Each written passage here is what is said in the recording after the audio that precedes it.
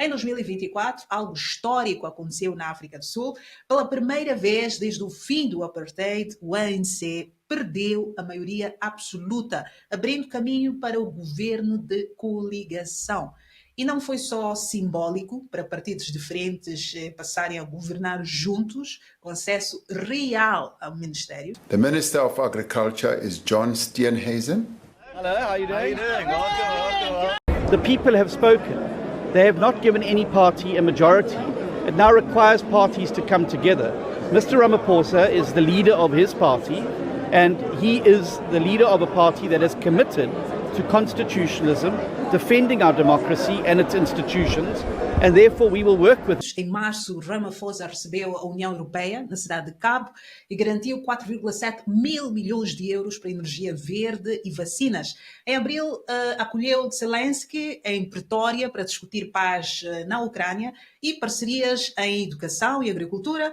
E em maio foi a Washington.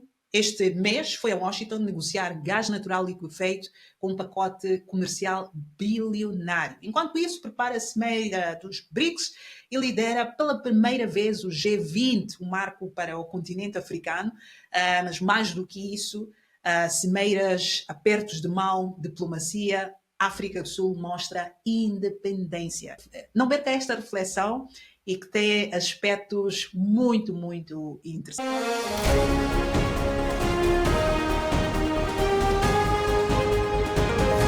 A 13 de março de 2025, a África do Sul acolheu a União Europeia, na cidade de Cabo, para uma grande cimeira. Não é? O presidente Cyril Ramaphosa reuniu-se com a presidente da Comissão Europeia, Ursula von der Leyen, e com o presidente do Conselho Europeu, António Costa. Não é? Juntos iniciaram negociações para um novo acordo comercial e de investimento e que a União Europeia anunciou um pacote de investimentos bem ambicioso, estamos a falar de 4,7 mil milhões de euros, centrado na energia verde, na produção de vacinas e no âmbito de uma iniciativa chamada Global Gateway. Não é? Um mês depois, a 24 de abril, o presidente Vladimir Zelensky, da Ucrânia, visitou Pretória. Os dois líderes conversaram sobre como encontrar solução pacífica para o conflito Rússia-Ucrânia, além de explorarem, obviamente, áreas de cooperação futura, como a agricultura, a educação, o comércio. E a África do Sul aproveitou a ocasião para reforçar o seu papel de mediador neutro, não é? Empenhado na paz inclusiva. Estamos a falar da guerra entre a Rússia e a Ucrânia. 19 a 22 deste mês, maio, o presidente Cyril Ramaphosa deslocou-se a Washington, D.C. para uma visita de trabalho com o presidente dos Estados Unidos, Donald Trump. As negociações tiveram como objetivo redefinir as relações bilaterais com forte enfoque no comércio e na energia. A África do Sul propôs um acordo de importação de gás natural liquefeito, GNL ou LNG, se quisermos, de longo prazo nos Estados Unidos, no valor de 12 mil milhões de dólares ao longo de 10 anos.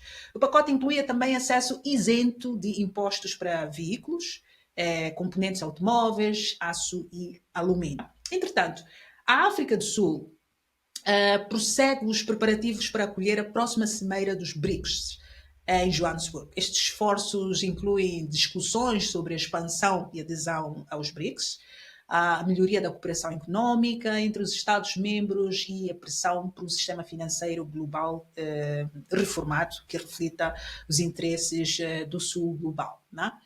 Bom, no geral, estes compromissos de alto nível refletem a visão da África do Sul na ordem mundial, equilibrada e inclusiva, acho eu. Quer se trate de liderar com a União Europeia, com os Estados Unidos, com a Ucrânia, outras nações dos BRICS, por exemplo, incluindo a China, está a posicionar-se como um construtor de pontes estratégicas, né? Promovendo os seus interesses nacionais através do diálogo, parceria, da cooperação e cooperação global. Né?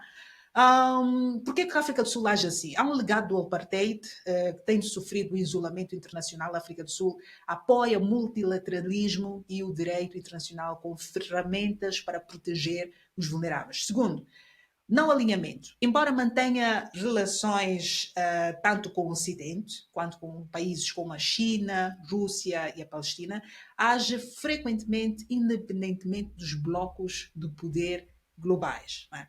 Terceiro, os valores constitucionais. A política externa deve estar alinhada com a Constituição. E isto o presidente Ramaphosa deixou claro, e sobretudo nos meetings dos seus parceiros, que a política internacional não é negociável. This is the time, particularly when multilateralism is under attack, particularly when the world order process is also being weakened. This is the time to work together in defense of what we believe in: democracy, the rule of law, including the respect for international law and international humanitarian law. Um exemplo disto é a intervenção em relação à situação da guerra na faixa de Gaza. Gaza, which is one of the most densely populated places in the world, is home to approximately 2.3 million Palestinians, almost half of them children. For the past 96 days, Israel has subjected Gaza to what has been described as one of the heaviest conventional bombing campaigns in the history of modern warfare. Israel has a genocidal intent against the Palestinians in Gaza. That is evident from the way in which Israel's military attack is being conducted, which has been described by Ms. Hassim SC.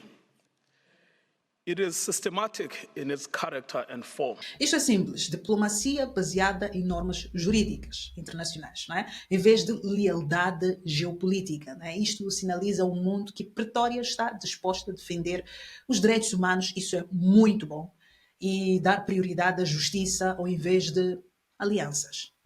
Bom, vamos falar sobre a atmosfera democrática na África do Sul, que é algo muito interessante, não é? A quando da exibição do vídeo de canção Kill the Poor, o presidente Trump perguntou por que estão a manter Julius Malema na política, não é? E a resposta foi simples do presidente Ramaphosa. We, in 1955, adopted a document which said South Africa belongs to all who live in it. But why wouldn't you arrest that man? That man said, kill the white farmers, kill the white farmers. And then he danced, and he's dancing, dancing. We have a multi-party democracy in South Africa that allows people to express themselves, political parties to adhere to various policies, and they're a small minority party, which is allowed to exist in terms of our constitution. Pois, respeito à Constituição. Isto é muito importante. Isto tem a ver também com a interessante atmosfera política no país. Repare que nas eleições de 2024 a África do Sul registrou algo histórico, né? Pela primeira vez desde o fim do apartheid. O ANC, né, o partido no poder desde 1994, perdeu a maioria, obtendo pouco mais de 40% de votos. Isto abriu o caminho à política de coligação e demonstrou força das instituições democráticas do país. Isto não há dúvidas. E olhe para isso, o governo feito de diferentes partidos está lá, tem poder real nos ministérios e é fácil, não é fácil, mas todos têm um objetivo comum, é visível, e uma grande surpresa surgiu aqui com a exceção do MK, liderado pelo ex-presidente Jacob Zuma, formado poucos meses antes da eleição. O MK conseguiu quase 15% dos votos e 58 lugares no Parlamento. Isto é marcante.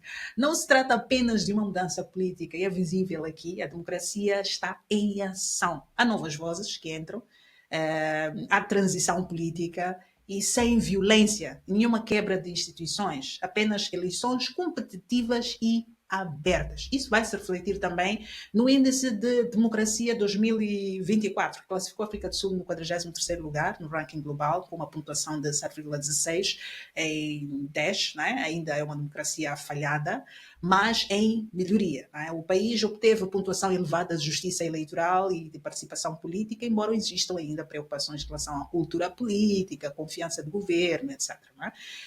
em comparação com países vizinhos, por exemplo, como Moçambique, na posição 124, Angola, posição 121, ambos classificados como regimes autoritários. E destaca-se a África do Sul oferece um ambiente político mais estável, participativo, aberto e que lhe confere uma real vantagem democrática na região.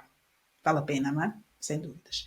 Agora, vamos dar uma vista de olhos a este gráfico muito interessante que mostra a história da democracia da África do Sul nas últimas 2 décadas, né, que começou com um cenário político dominado por um partido. Agora há um espaço mais competitivo e fragmentado, né? E o que esta mudança vai encontrar respostas aqui, por exemplo, em 2006, o ANC estava no auge nas eleições locais, conquistando mais de 66% de votos, mas avançando para 2021, seu apoio caiu, um pouco mais de 45%, e era uma queda enorme, né? E refletia-se uma crescente frustração na prestação de serviços, governação e prestação de contas, sobretudo a nível local, né? A Aliança Democrática teve um percurso entre altos e baixos, né? De 14% em 2016 e 2006, subiam de forma constante, atingindo um pico de quase 27% em 2016, e antes de cair para 21% em 2021. Entretanto, o EFF, né, de Julius Mareba, sequer existia em 2000, conquistou uns sólidos 10% de votos na primeira corrida municipal em 2016, e isto é um grande sinal como as vozes das pessoas mais jovens e radicais, de alguma forma, ganham terreno. E também notar a categoria de outros partidos, né, incluindo partidos independentes, partidos mais pequenos, duplicou, subindo acentuadamente 19% em 2021, e isso é muito. Isto mostra que os sul-africanos estão a pesquisar, escolher líderes locais em que realmente confiam e muitas vezes para além das linhas partidárias tradicionais. Pois, vimos que os sul-africanos estão a pressionar por mudanças, experimentam coligações, exigem melhores resultados aos seus municípios, né? E é confuso, talvez pareça confuso para nós, mas esta competição é saudável. Ninguém mata ninguém aqui, ninguém morre. É simplesmente um jogo político que vai cair na expressão das vozes de todos os estratos sociais dos sul-africanos, né? O cenário político na África do Sul não se resume apenas às mudanças de opinião nos eleitores, mas também as mudanças de líderes, a formação de novos partidos, a reformulação de mapa político. Bom, ao longo dos anos, várias figuras de destaque deixaram os seus partidos originais para traçar novos movimentos e juntarem-se a diferentes plataformas, né? Estas mudanças mostram como a democracia do país está a amadurecer, é visível. Há novas vozes, novas escolhas, novos desafios, não é? E comecemos aqui por um dos mais curiosos, que é o de Jacob Zuma. O ex-presidente lançou o partido Mkhonto weSizwe, né? MK, posso dizer, no final de 2023, e menos de um ano, o MK conseguiu garantir 15% de votos nacionais nas eleições de 2024, um sinal claro de mudança de lealdade, especialmente em KwaZulu-Natal, a sua terra natal, né? Julius Malema, vocês já devem conhecer, uma estrela de ascensão do ANC, do presidente da Liga da Juventude. Malema foi expulso em 2012. Em vez de desaparecer, regressou com força e fundou o Economic Freedom Fighters, EFF, em 2013, né? E com as suas cores vermelhas ousadas, os apelos à reforma agrária e nacionalização, o EFF rapidamente tornou-se uma grande força política, ocupando agora o 3º lugar no Parlamento. Depois temos o Mmusi Maimane, que já foi aclamado como o futuro da Aliança Democrática e fez história em 2015 como o primeiro líder negro da Aliança Democrática, né? E lutando pela transformação e por um apelo mais amplo. Mas depois das eleições de 2019, as tensões sobre raça e direções dentro do partido levaram à sua admissão. Em 2022, fundou o Build One South Africa, o BOSA, né? O BOSA. Um movimento centrista focado em liderança ética e justiça social e reforma popular, etc. Né? Este caso, Herman Mashaba, antigo presidente da Câmara de Johannesburg, né, município de Johannesburg, abandonou a Aliança Democrática em protesto, sobretudo por questões de política interna e debates raciais. Como sabem, a Aliança Democrática é um partido de sul-africanos brancos, maioritariamente, e desempenhou impressionante performance nos municípios durante as eleições de 2021, atraiu eleitores desiludidos, tanto da Aliança Democrática como do ANC, né? Mosiuba Lekota, antigo ministro de Defesa da ANC, separou-se em 2008 para formar o COPI, Congresso do Povo, que após um despedimento da liderança provocado pela destituição de Thabo Mbeki e Patrícia Lele, antiga presidente da Câmara da Aliança Democrática da cidade de Cabo, saiu a fundar o partido GOOD, juntando-se mais tarde ao gabinete do presidente Cyril Ramaphosa, demonstrando uma rara cooperação entre os partidos. Isto é incrível, não é? Bom, à medida que grandes partidos como a ANC e a Aliança Democrática perdem domínio, novos movimentos estão a preencher as lacunas e a remodelar a aliança e a trazer novas vozes controversas e para cima da mesa, né? E todos sentam e discutem, tem espaço, né? E aqui ninguém mata ninguém, como dizia, há uma clara distribuição do poder e é isto que torna a África do Sul competitiva e atrai grandes investimentos a nível internacional, não só respeito a nível internacional. E agora, grandes notícias para a África do Sul e como consequência de todo este exercício, né? Pela primeira vez, a África do Sul assumiu a presidência do G20, a 1 de dezembro de 2024. Isso mesmo, é pela primeira vez na história do grupo, um país africano lidera as economias mais poderosas do mundo. Este é o país que conhecemos, o nosso vizinho, a África do Sul, mas não se trata apenas de protocolo ou apertos de mão em cimeiras globais. A África do Sul não está a desempenhar um papel secundário, né? Está a assumir esta posição com grande visão e uma ambição muito grande também. E qual é o objetivo? O objetivo é enfrentar a desigualdade global de frente e as necessidades dos países em desenvolvimento, especialmente o Sul global, no centro da agenda global. Então, e o que é que está em causa aqui, né? Em primeiro lugar, o financiamento. O financiamento climático é muito importante. A África do Sul quer garantir que as nações mais pobres tenham recursos, como lidar com os choques climáticos, construir economias verdes, entre outras questões. Segundo, aliviar a dívida. Muitos países estão presos num ciclo de endividamento e que cresce, e a África do Sul está a dizer que chega. Né? E em terceiro lugar, reformar o próprio sistema financeiro global. Isto poderá garantir que funcione para todos, não apenas para os países, nações ricas e poderosas. Né? Mas há mais do que apenas poupança. Né? Esta é uma oportunidade rara para diminuir a distância entre norte global e sul global.